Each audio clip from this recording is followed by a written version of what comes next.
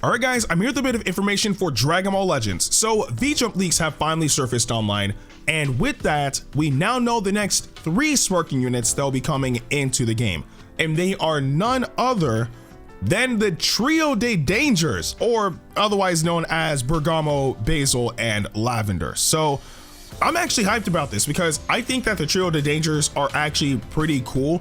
Like, I love their designs and I love their moves. I love what they brought to the table in terms of Dragon Ball. Like, they weren't really generic, if you will, in my opinion anyway. So to see them in a Dragon Ball game apart from Dokkan is actually kind of nice. I actually wanted them in Xenoverse 2 as well, but seeing them coming into Legends is actually pretty dope in my opinion. But before we even get into it, I just want to let you guys know that there are no translations for this scan at all, but I was able to pick up bits and pieces of things as well. And not only that, with how this scan was taken, the information for Basil in particular is practically illegible. So there's not really much I can say about him, but I can probably infer some stuff that will more than likely come to pass. So with that being said, let's start off with it, well, with Basil specifically, because, well, it reads from right to left. So we have Basil the Kicker. His special move is, I was about to say Wolfgang Pressure, which it's actually not, which is kind of disappointing. It's Shining Blaster. So if you guys know what it is, it's pretty much he forms an energy blast around his foot and kicks it at the opponent. Again, I thought that we would have gotten Wolfgang Pressure. I think that's a better move in my opinion.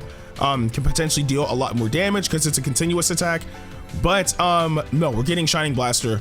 So, I mean, it's still a cool move. I just think Wolfgang Pressure is just a better move in general.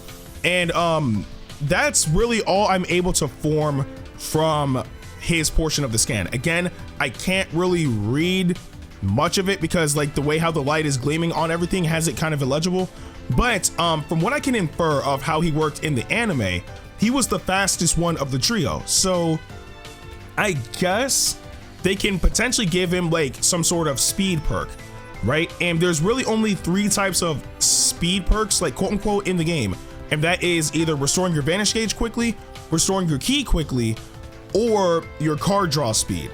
And more than likely with him being the main well, I won't say main attacker, but the quick attacker of the group, more than likely it's going to pertain to card draw speed. So I think that'll be a good perk for him to have, so he's able to constantly obviously attack the opponent. So again, that's just me inferring on what he could have. It's probably the most logical option out of all of them, but I say take that portion with a grain of salt because I can't ultimately confirm or deny like what he's able to do, because I can barely read what it says on this scan, but it is what it is. Okay, moving on to Lavender. So Lavender's special move is called Venomous Sniper, and it says that he hunts down the opponent or something along those lines. But if you look to the left of his, portrait, you can see him firing off a blast. So I'm assuming that this move, Venomous Sniper, is probably a combination of Poison Blow and Poison Energy Wave, right? So I'm assuming maybe he does like a few physical hits and then fires off the blast, or it could just be that he fires off the blast, right? I don't know. I guess we'll actually have to see when we get more details or a clearer translation of what these units are able to do. But one thing that he is able to do for sure is inflict status ailments, if you will. So obviously abnormal conditions, more than likely it's going to be poison and strong poison, like much like what he did with Gohan. It's going to be poison and strong poison. So if he manages to add any other debuffs, that'll actually be kind of cool. He'll be the saboteur of the group, which definitely can help out a lot, right? Yeah, that's really it too. Again, not really too much on him, but definitely more that we're able to break down than what Basil has. But yeah, Lavender, so Venomous Sniper is the name of his move, and hopefully it actually is like him being a pretty solid unit. There's also another thing that I want to talk about, but I'll get to that after we're done with Bergamo. So of course we have Bergamo. Obviously he is the leader of the entire group, and I'm actually surprised too, because for the longest while I was wondering how he would work, because with Bergamo, right, one of his perks is that he's able to take damage absorb it and then redirect it. But as he takes the damage, he actually grows, right?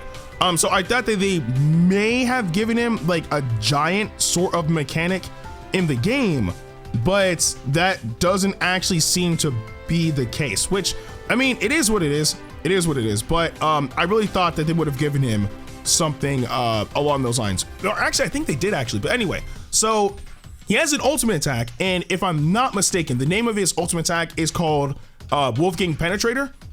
So it's pretty much him charging up energy from both of his hands and firing at the opponent. This move apparently deals a ton of damage, so that's actually kind of clean. But if that's his ultimate attack, then I'm wondering what his special move is going to be. And I guess I can infer that it's more than likely going to be Danger Beam. But we'll have to wait and see on that. And like I was saying earlier, he doesn't have the giant perk, but he does have the perk of getting stronger as the battle progresses per timer count. More than likely, if he takes damage as well, he's probably going to get some sort of buff. So yeah, that is the Trio de Dangers. There was something that I did want to talk to you guys about, but I completely, oh no, I just remembered what it is. So the good thing about these units is we can probably start expecting a lot more universe survival units as well. I mean, we have Kefla, we have Ultimate Gohan from the tournament, we have Ribrianne. Oh god, I can't stand that. Anyway, so we have Ribrianne, we also have you know, like Rosie and Kakunsa, etc, etc. So we're starting to get a lot more units from the tournament. I'm hoping that we're finally able to make a tournament team, right? I don't remember if there's actually like a universe survival, like, no, well, okay, they always get like the secondary tags, right? You know, like for example, like sagas from the movies, right? They get like those type of tags, but it's not like a primary tag, if you will. But with these three, I'm hoping that they get some sort of, or at least make like a universe survival tag kind of, you know, viable, because let's be honest, their main purpose was for that tournament as well as like the Zeno Expo, right? So if they release and they don't really have a team to go on, they're gonna suck. I'm pretty sure they're gonna suck because they're not gonna be able to coordinate with anybody. So I'm hoping that there's at least some sort of team that they're going to be able to, you know, hop onto and be able to use or be used in a prominent manner. So again, only time will tell. More than likely, we're not going to see these units until probably late October, or late October. Yeah, maybe late October, somewhere around there. Because what, we just got Goten and Trunks literally yesterday. So I don't expect to see these guys anytime soon, but it's still cool that we are receiving the Trio de Dangers. It's gonna be kind of cool to see how they work in the game. But I do want to know what you guys think about all of this in the comment section below, and of course shout outs to DBS Hype for the screenshot as well. But with that being said, I'm Ndukauba. Like, share, and subscribe, and I'll see you guys in the next video.